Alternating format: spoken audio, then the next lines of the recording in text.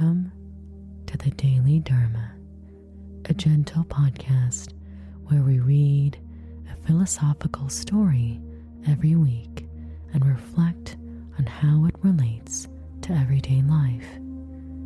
Our focus is to use Buddhist philosophy to understand the complexity of modern life and find achievable and accessible pathways to peace and happiness.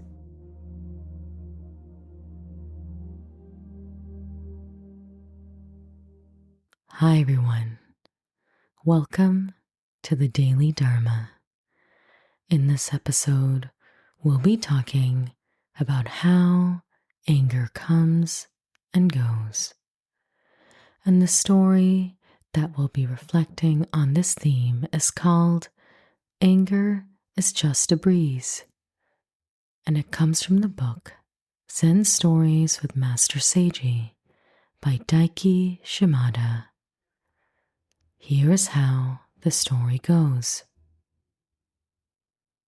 On a windy day, Master Seiji saw a young woman approach his home. She began by asking him a simple question. Master Seiji, I'm often overcome with a furious and powerful anger. I'm angry at the injustice in the world, at small inconveniences that get in the way of my daily life. If I'm always angry at these things, how can I find calmness? Seiji, feeling the wind's push and pull, reached into his pocket and handed her a pen. Can you hold on to this anger the way you hold on to this pen and show it to me?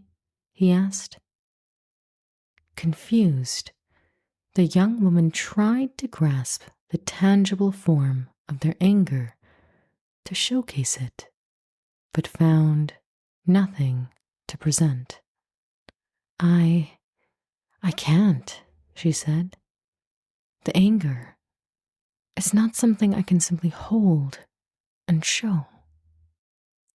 Ah, Seiji nodded, a subtle knowing in his eyes. Just like the wind moves around us, he said. You recognize its presence, feel it, and accept it, but then you let it pass. You can't fight the wind. We instinctively know this, and thus, similarly, we have to treat our emotions the same way. You recognize them, feel them, accept them, and then finally let it go. Just as the wind comes and goes, so too will your anger. The woman took a moment to ponder Seiji's words, feeling the wind's lesson firsthand. With a heartfelt thanks, she walked away, her steps lighter, not against but with the wind, ready to face her emotions with the grace of letting go. This story is just another reminder of how Mother Nature is often a great inspiration for a lot of wisdom in life. And it may sound very simple and straightforward, this idea that we can simply observe and see our emotions and let them go. But the reality is that this is a very, very difficult thing to do.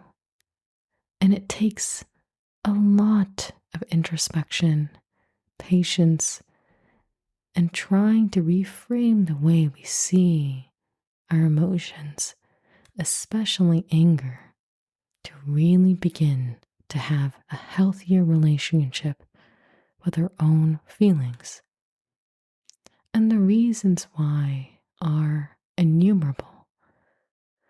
I think growing up, many of us saw emotions and especially anger modeled in many ways from our parents, our siblings, and TV shows, by our friends. And the modeling is not always a productive one. And that's not to say that all these people are purposefully trying to mislead us. I don't think that's the case at all. I think, just like us, people are only showcasing what they know. And when we see people showcase anger in an explosive and self-destructive way, we start to model that behavior almost unconsciously, because that's what we do as children. We're sponges. We just absorb what we see and we repeat it because we think that that is the right way to handle our anger and our emotion. But as we start to grow up, that's when we start to see that anger, if not properly processed and reflected on, causes a lot of problems. And for me, as a child, I kept my anger deep, deep down in a place that nobody can see it, especially not me. And I suffered deeply for that. I found myself becoming more and more sad, depressed, just hopeless, because I had all of this energy that I refused to look at, just trapped within me, looking for a way out. But finally, when I realized that this anger cannot be trapped, I can't just hide it and expect it to go away, that's when I started to finally feel some relief from my own crazy, overwhelming emotions of anger. And everyone's journey with anger is different because, again, everybody has a different model in life of how to process and deal with that anger. But later on, we actually have a choice. The choice to change our relationship with anger. And this choice is immensely powerful. It doesn't matter what time in your life you come to this decision, but once you do, anger is no longer this unconscious, often destructive and harmful force in your life that barrels down and pushes you to do things that you regret, to hurt yourself and hurt others around you, but rather simply a phenomenon that occurs, just like a storm outside within yourself, that you can peacefully observe, acknowledge, accept with grace, and then finally, with time, let it go. And what I've found over time is what so many say these days, that anger is simply momentum. It's momentum to carry you into a greater learning, into a greater action, into a greater phase in your life. So anger is merely a reaction to something that is occurring, but it's trying to bring your attention to something deeper that is happening within you. And for me, as cliche as it sounds, every time I become explosively angry, which I do have to admit is a lot more rare now that I no longer trap it in a bottle and keep it deep inside of me. Now that I actually have learned to become friends with my anger, it's always some sort of path back to a childhood memory, a belief that perhaps is a little misplaced or ungenerous, or simply just a need to take action, to help others, to help myself, to help the community. Anger is momentum, and it doesn't have to rule everything we do, as long as we're willing to acknowledge that it's there, to process it, understand it, and then gently let it go. And the perils are also there if we refuse to let go of it, because anger feels really powerful. It feels like something is happening if we just let it build bigger and bigger within us. And I'm sure everyone has seen this in their lives, but anger also makes us feel like we're in control of the situation. All of a sudden, people may be afraid of us. Maybe we think that anger will make them listen to us. But if people listen to you in fear, that is never going to lead to any kind of long-term positive growth or relationships.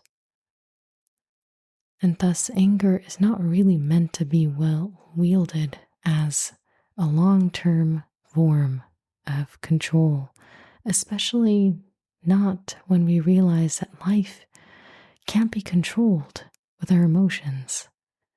In fact, life can't be controlled at all. Our emotions are merely our way of learning and growing in a world that often surprises us and is difficult for us. But that doesn't mean that emotions, especially anger, are a bad thing. It's just a sign that we are always students in this life, coming up against things that are frustrating, difficult, and unexpected and triggering, but nonetheless, things that we are meant to experience, because that's how we grow and transform and evolve into much wiser, much more resourceful, and much more powerful versions of ourselves. Thank you so much for listening to this podcast. To everyone who writes in, thank you again. I really appreciate these notes and they really make my day. If you have any thoughts or questions you'd like to share, please email me anytime at dailydharmapodcast@gmail.com. And may you have a beautiful, safe, and joyful week ahead of you. Until next week.